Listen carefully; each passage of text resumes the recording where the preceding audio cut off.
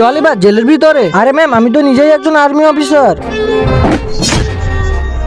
আরে মজা পাইতেছ জেলের ভিতরে? আরে জেলের ভিতরে কার মজা লাগে? আপনি তো বললেন না আমাকে কেন জেলের ভিতরে রেখেছে। আচ্ছা, তুই কি ইন্সপেক্টরকে বলবি তোকে কেন জেলের ভিতরে রেখেছি? আরে আমি তো এটাই বলতেছি আমাকে কেন জেলের ভিতরে বন্দি রেখেছে। এই চুপ, এখন তুই জেলের ভিতরে বন্দি থাক। তারপর কি হলো সেটা দেখে রাখি আল্লাহর সুন্দর নামটি দেখে যারা লাইক সাবস্ক্রাইব করবে, হে আল্লাহ তুমি তাদের সহজ করা তৌফিক দান করে দিও।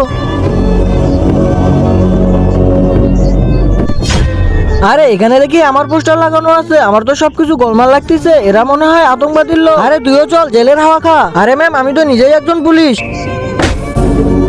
এখন তোমরা দুজনেই এই জেলের হাওয়া খাও।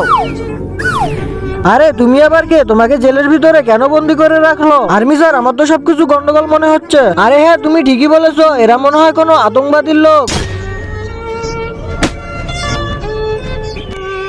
আরে বেটা, তুমি এখানে কিভাবে আসলে? আরে ভাইয়া, আমি বাইরে দাঁড়িয়েছিলাম, জানি না আমাকে কেন ধরে আনলো। আরে কি এর মানে বুঝতেছো? এরা কোনো পুলিশ নয়, এরা হলো কোনো আতঙ্কবাদী গ্যাং এর লোক। আরে স্যার, আমরা এখন কি করব আর কিভাবে এই জেল থেকে বের হবো? আরে তোমরা টেনশন করো না, আমার কাছে একটা সিক্রেট মোবাইল আছে, এটা দিয়ে আমার কমান্ডোকে ফোন দিচ্ছি, ও এসে আমাদেরকে বাঁচিয়ে নেবে। হ্যালো কমান্ডো, আমি একটা ঝামেলায় পড়েছি, তোমাকে লোকেশন পাঠাচ্ছি, তুমি তাড়াতাড়ি এখানে আসো। Okay sir. আরে ভয় পেও না, আমরা কিছুক্ষণের ভিতরে এখান থেকে বেরিয়ে যাব, আমার কমান্ডো আসতেছে।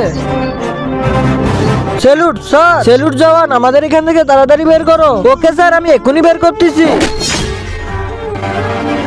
আরে জওয়ান, আমাদেরকে এখানে আতঙ্কবাদী লোকেরা বন্দি করে রেখেছে, ওরা ওইদিকেই গেছে, তাড়াতাড়ি চলো। ওকে স্যার, চলে। হ্যাঁ চলো।